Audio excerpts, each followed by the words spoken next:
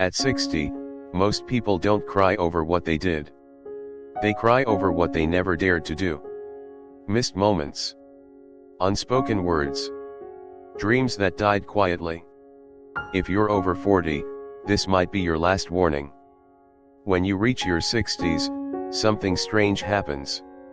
You stop chasing things, and start looking back. And that's when regret hits. Not because you failed, but because you never tried. I've spoken to dozens of people in their 60s, 70s, even 80s. And over again, they told me the same 5 regrets. Today, I'm going to share them with you. Not to scare you but to help you make different choices, while you still can. Let's begin. Regret number 1, I wish I had spent more time with people who mattered. I still remember the way my father held his coffee mug. He had this quiet ritual every morning: sit by the window, read the paper, sip slowly. I used to watch him from the hallway as a kid, just existing. But I was always too busy to sit down and join him. Homework, friends, later, work, then life. The truth is, I thought I had time. I always thought I had next week, next month, next Thanksgiving. But time isn't something you feel slipping away, until it's gone. He passed away on a rainy Tuesday. I didn't get to say goodbye. Not really. And for months after that, I kept asking myself the same question: why didn't I just sit with him more? No phones. No distractions. Just be there. When you're younger, you think life is about achieving things. Climbing. Building. Chasing goals. And that's not wrong. But somewhere along the way, we forget the people who make all of it meaningful. I've talked to many people in their 60s and 70s. And when they look back, they don't talk about missed business deals. They don't cry over a promotion they didn't get. What breaks their voice, what softens their eyes, is when they say, I wish I had more time with my kids. Or, I wish I had dinner with mom more often. Or even, I wish I didn't take my marriage for granted. You see, regret doesn't come from failure. It comes from neglect. Neglecting the people who loved you. Neglecting the little moments that could have meant everything. If you're watching this and you're in your 40s or 50s, let me tell you something that might hurt a little: you still have time, but not as much as you think. You can call your sister. You can visit your dad. You can hold your child and really listen to what they're saying. Not tomorrow. Not next Sunday. Today. I didn't get that chance. And the truth is, that kind of regret stays with you. It softens, but it never disappears. So before we move on to the next lesson, pause for a second. Think of someone you love, someone who matters. And ask yourself, have I been truly present with them? Because the next regret, the next lesson, is about something just as precious. Something even more fragile than time with people. It's the one thing we can never buy back: our health. Let's talk about it. Regret number 2, I wish I had taken better care of my health. I was sitting in the hospital waiting room when I first heard the words, "You'll need to make some serious changes." The doctor didn't sugarcoat it. My blood pressure was too high. My cholesterol, out of control. And that pain in my chest I'd been ignoring? It wasn't nothing. I remember staring at the floor. Not scared. Just quiet. Because deep down, I already knew. I'd known for a while. But I kept telling myself, I'm fine. I'm just tired. I'll deal with it later. Later never came. When we're in our 30s and 40s, we treat our bodies like machines. Fast food. Late nights. Skipping checkups. Shrugging off pain. Because we think we're strong. We think we'll bounce back. But what we don't realize is that our bodies are keeping score. Every skipped meal. Every cigarette. Every night we choose stress over rest, it all adds up. And one day, your body sends the bill. And sometimes, you can't pay it. I've seen men in their 60s who look tired not from age, but from regret. Regret that they didn't walk more, didn't eat better, didn't stretch, didn't slow down. One man told me, I worked 12 hours a day to build a career. But now I can't walk up the stairs without losing my breath. What did I trade my health for? And that question, it lingers. It makes you think. Because money is great. Success is fine. But if you don't have your health, you can't enjoy any of it. If you're listening to this now, I'm not here to lecture you. I'm not perfect either. But I can tell you this, take care of your body, before it's too late. Go for that walk, drink more water. Turn off the screen and sleep a little earlier. Not because you're afraid to die, but because you still have a lot of living left to do.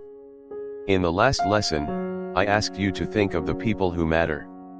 Now I want you to think of the body that carries you through this life.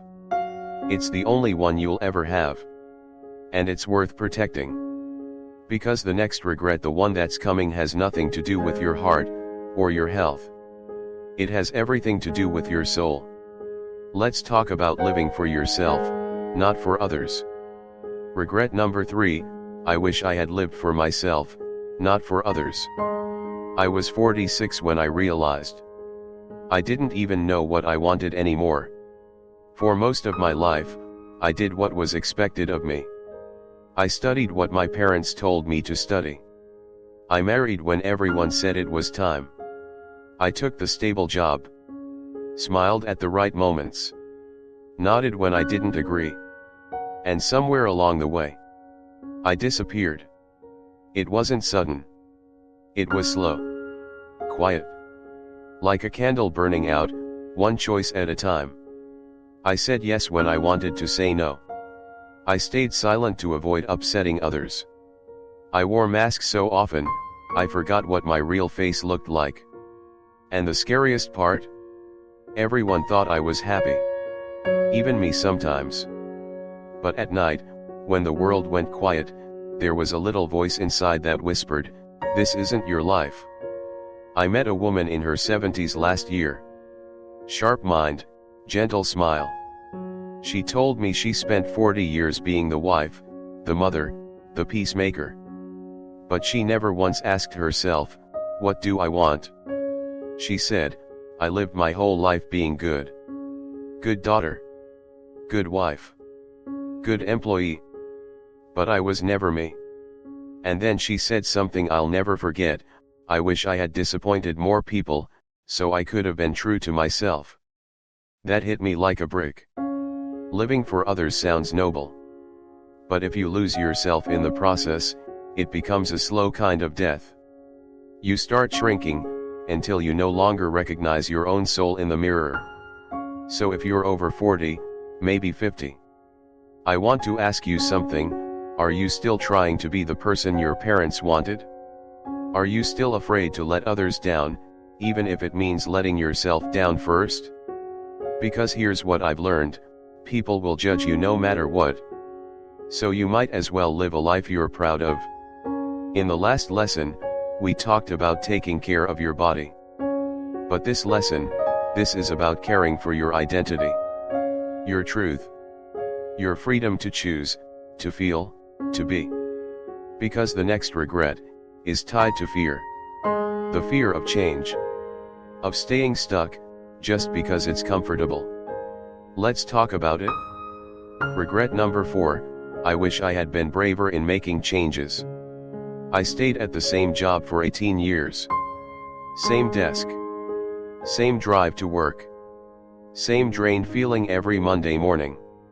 I wasn't miserable. But I wasn't alive either. I told myself I was being responsible. That changing paths would be selfish. Risky. That it was too late. So I stayed. But deep down, I always knew I wanted something more. Something that felt like mine. I wanted to write. To teach. To open a little shop where I could talk to people and make coffee. Simple dreams. But every time that thought came up, my mind whispered back, be realistic. You have bills to pay. You have a family. This is who you are now. And so, year after year, I pressed snooze on my life. Then one day, a friend of mine same age, 49, had a heart attack at his desk. Just like that. He survived, thank God.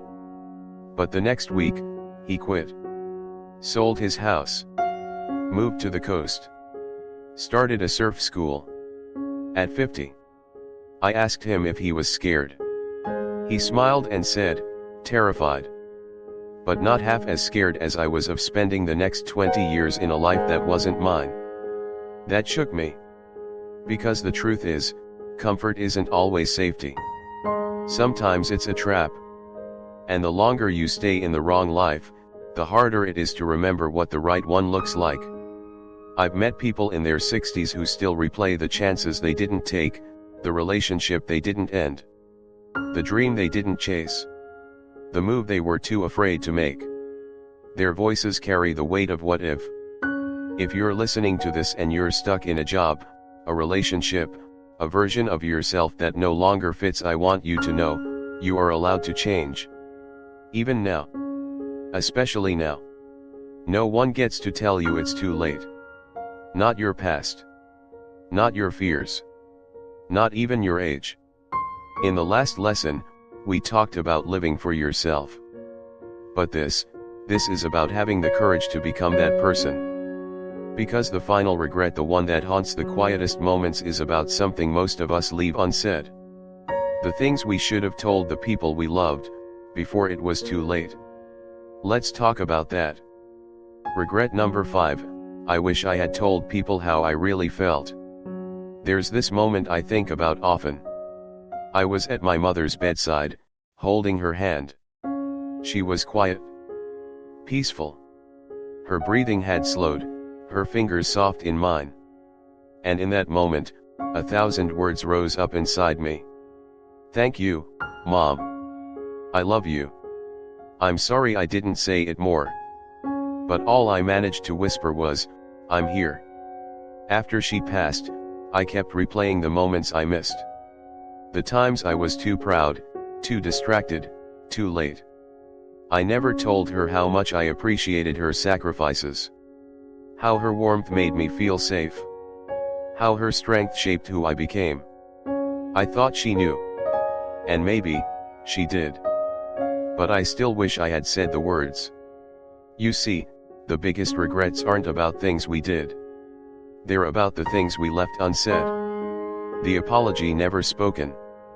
The affection we assumed was understood. The forgiveness we kept locked inside. I once spoke with a man in his late 60s. He told me he hadn't talked to his brother in over 20 years. They had a fight over something small, money, pride, who knows. And neither of them ever called. When I asked him if he missed his brother, he paused, looked down, and said, every day. But now it's been too long, and I wouldn't even know what to say. But here's the truth, it's never too late to say what matters. Until the moment you can't. If there's someone you love, tell them. If you've hurt someone, reach out. If you're carrying words that need to be said, let them out. Not for them. For you. Because silence can feel safe, but over time, it becomes a prison. In the last lesson, we talked about courage. This final regret is where courage meets vulnerability. And maybe that's the real lesson. To live a life with fewer regrets, you have to be brave enough to speak your truth with kindness, with honesty, and with heart. So tonight, before you sleep, pick up the phone. Write the message. Say the words. Don't let love become a memory filled with silence. So, if you're in your 40s, your 50s, maybe even older, I want you to know something. It's not too late. Not too late to change. Not too late to forgive. Not too late to live a life that feels true to you. Regret only wins when we stop trying. You still have time. Maybe not forever, but enough to make different choices starting today. Spend time with those who matter. Take care of your body. Live for yourself. Be brave enough to change. And never leave love unspoken. Because one day, you'll look back. And you'll either whisper, "I'm glad I did," or sadly say, "I wish I had." Let's make it the first one. If this video made you pause, if even one of these regrets made you reflect on your own life, then please, leave a comment. Tell me which one hit you the hardest. Let's learn from each other. And if you'd like more videos like this, life lessons, quiet truths, and reminders, we all need subscribe to the channel. A new story every week, maybe the one you need most. Up next, rightward arrow backhand index pointing right, 10 life lessons I learned after 40 that changed everything, because regret doesn't have to be your story. You can choose a different path starting now.